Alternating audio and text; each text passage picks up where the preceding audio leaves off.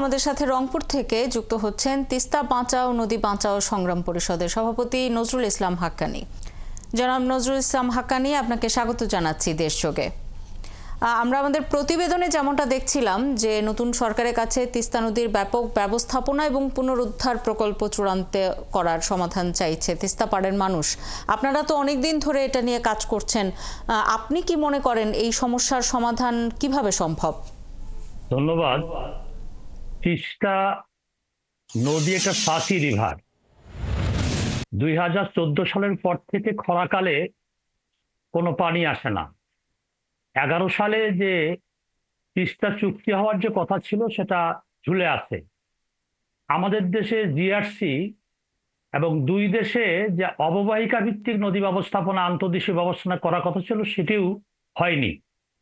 ফলে তিস্তা নদীটি আর নদী নাই, এটা মৌসুমী নদীতে পরিণত হয়েছে, অস্বাভাবিক আচরণ করছে। তিস্তা পানি চুক্তি হচ্ছে না, অববাহিকা ভিত্তিক নদী ব্যবস্থাপনা হচ্ছে না। এই অবস্থায় দাঁড়িয়ে আমরা দীর্ঘদিন থেকে বলেছিলাম যে তিস্তা নদীকে ঠিক করতে গেলে তিস্তা নদী পুনরুদ্ধার করতে হবে। বর্ষার যে পানিটা আসে, ঢলের পানি, এই পানির মাত্র 8 ভাগ আমরা ব্যবহার করতে পারি, বাদবাকি 92 ভাগ পানি ভেঙে চুরে সাগরে যায়। তিস্তার তলদেশ উঁচু হয়ে গেছে। এই জায়গায় দাঁড়িয়ে আমরা দীর্ঘদিন ধরে সংগঠনগতভাবে আন্দোলন করছি, বড় বড় সমাবেশ, মানববন্ধন, স্তব্ধ কর্মসূচি। সরকার, এর আগের সরকার আমাদের বলল চীনের পাওয়ার চায়না এবং পানি উন্নয়ন বোর্ড বলে তিস্তা পরিকল্পনা হাতে নেওয়া হয়েছে। এইটা ইআরডিতেও কিন্তু 20 সালে জমা হয় অর্থায়নের জন্য।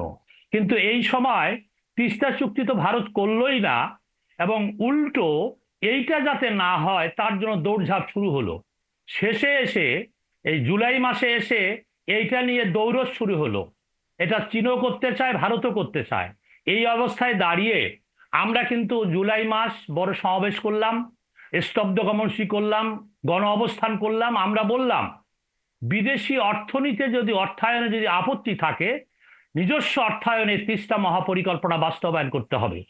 এই জায়গায় 8,500 কোটি টাকা, দক্ষিণাঞ্চলে 3.5 লক্ষ কোটি টাকার মেগা প্রজেক্ট বাস্তবায়ন হচ্ছে, আর এটা মাত্র 10,000 কোটি টাকার প্রকল্প।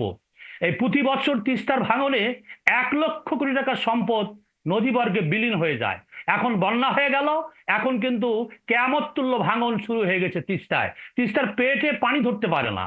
সেই অবস্থায় দাঁড়িয়ে আমরা বলছি, এখন আমরা দাবি তুলছি যে চীন, ভারত, আমেরিকা বুঝি না, নিজস্ব অর্থায়নে তিস্তার যে মহাপরিকল্পনা সমীক্ষা হয়ে গেছে।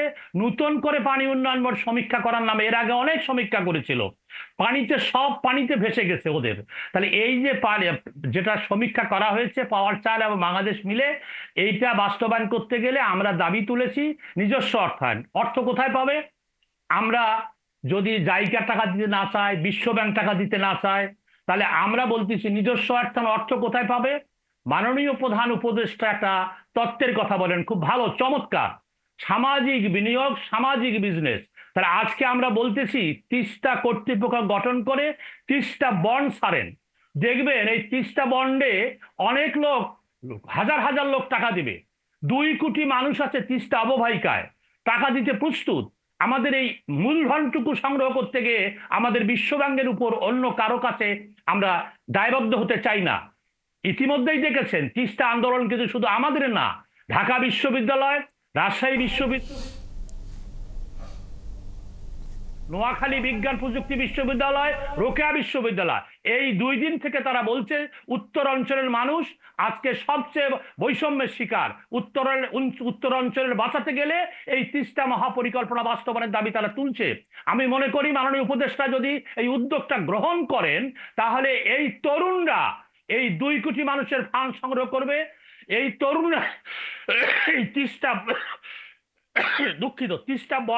তিস্তা বন্ড যখন ছাড়বে, তিস্তা বন্ডে কিন্তু টাকা নেওয়ার জন্য আমরা ব্যাংকের কাছেও যেতে হবে না, বিদেশের কাছেও যেতে হবে না। যে একেবারে নিজস্ব অর্থায়নেও যদি এই প্রকল্প বাস্তবায়ন করা যায় সেটির তাহলেও তিস্তা পাড়ের মানুষ উপকৃত হবে। আপনাকে অসংখ্য ধন্যবাদ আমাদের সাথে যুক্ত হবার জন্য। দর্শক, আমাদের সাথে যুক্ত হয়েছিলেন তিস্তা বাঁচাও নদী বাঁচাও সংগ্রাম পরিষদের সভাপতি নজরুল ইসলাম হাক্কানী।